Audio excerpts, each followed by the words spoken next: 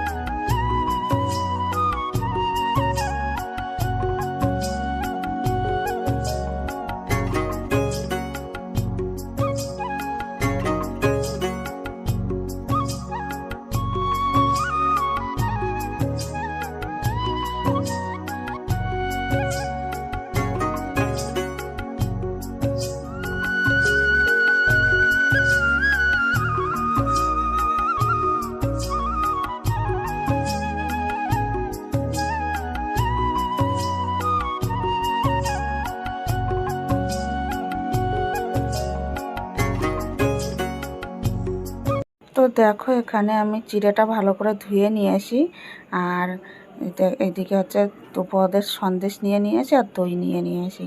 এই দিয়েই চিড়ে মাখাটা করব।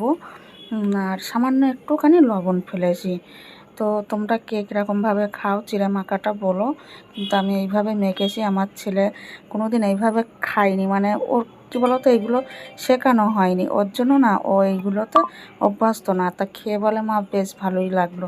আমার বরমশাই খেয়ে বলল দারুণ হয়েছে, কিন্তু ও প্রথমে একটু নাক ছিটকাচ্ছিল।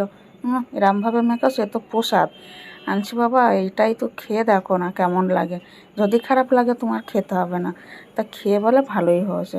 তারপরে দেখো, দুপুরবেলা আমরা কী দিয়ে আজকে সকালে এই দুপুরের খাবারটা খাচ্ছি। আর এইভাবে জল ঢালা ভাত, সত্যি মা শীতলা মায়ের যে একটা আশীর্বাদ আছে এতে, এত সুন্দর লাগে। শুধু কিন্তু আলু সিদ্ধ আর কটা বড়া ভাজা, এই দিয়ে কিন্তু আজকে দুপুরের খাবারটা খেয়ে নিলাম। আর তারপরে চলে এসেছি দেখো, কুলো ভাসান দেওয়ার পরে তারপরে চলে এসেছি দেখো রান্না করতে। বরমশাই ফোন করলো ওখান দিয়ে যে তুমি এখন রান্নাটা বসিয়ে দাও। আর এখন কিন্তু বাজে অনেকটাই রাত।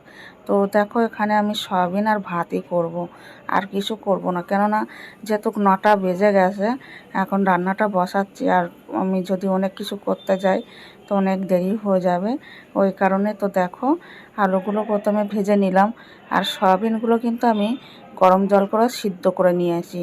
আর এখনকার সয়াবিন না একদমই টেস্ট লাগে না। তো এইভাবে যদি করি তো একটু খেতেও ভালো লাগে, আর নিরামিষ তো বুঝতেই পারছো।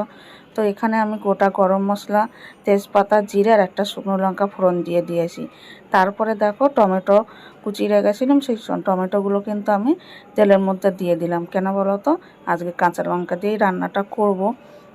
আর এই টমেটোটা দিলে তেলের মধ্যে একটু কালারটাও ফিরবে, ওই কারণে তেলের মধ্যে দিয়ে দিলাম টমেটোগুলো। দিয়ে ভালো করে কিন্তু আমি নাড়াচাড়া করে নিচ্ছি। আর এতে একটু সামান্য পরিমাণে লবণটা দিয়েছিলাম। লবণটা দেওয়াতে একটু কিন্তু গলে এসছে টমেটোগুলো। তারপরে দেখো এখানে আদাটা ঘষে রেখেছিলাম, সেই আদাটাও দিয়ে দিলাম। আর এইভাবে নিরামিষ তরকারি করলে কিন্তু দারুণ লাগে খেতে।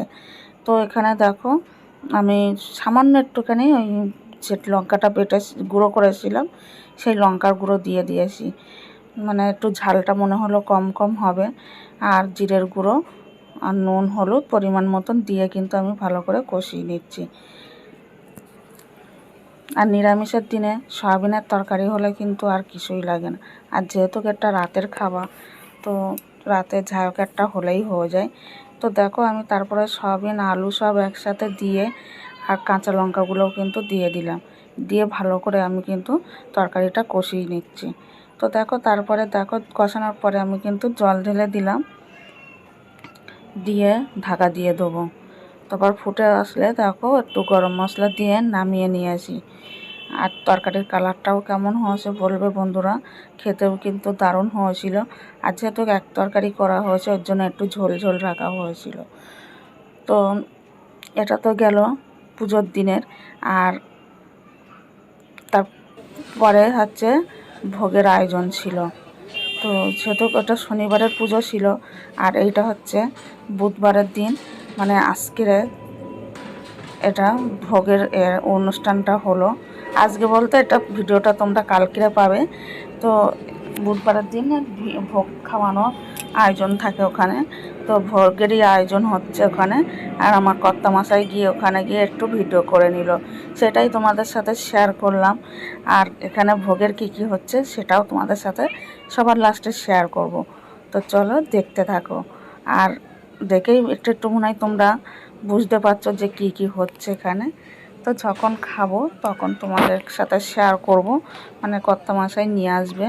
তো আজকের ভিডিওটা তোমাদের কেমন লাগলো বলো কমেন্টের মাধ্যমে। জয় শীতলা মায়ের জয়।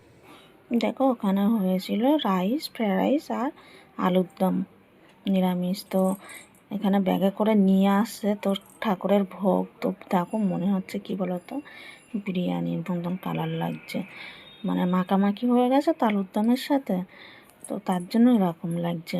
তো জয় মা শীতলা। তো আজকে ভিডিওটা তোমাদের কেমন লাগলো, ভালো লাগলে লাইক কমেন্ট শেয়ার করে দিও। আর এখনও পর্যন্ত আমার যারা নতুন বন্ধু আমার চ্যানেলটাকে সাবস্ক্রাইব করুন, আমার পাশে থাকা বেল আইকনটা বাজিয়ে দেবেন সাবস্ক্রাইব করে, তাহলে সবার আগে ভিডিও ছাড়ার সাথে সাথে তোমাদের কাছে পৌঁছে যাবে। আর আজকের জয় মা শীতলার ভিডিওটা তোমাদের কেমন লাগলো, আর তোমরা তোমাদের ওখানে হলে কিভাবে পালন করো সেটা একটু কমেন্টে জানিয়ে যেও। তো আজকের মতন ভিডিওটা এখানেই শেষ করছি। দেখা হবে তোমাদের সাথে নেক্সট কোনো ভিডিওতে কিংবা রেসিপির সাথে। ততক্ষণে সবাই ভালো থাকবে, সুস্থ থাকবে। আজকের মতন সবাই টাটা, গুড নাইট জানিয়ে আজকের ভিডিওটা এখানেই শেষ করছি।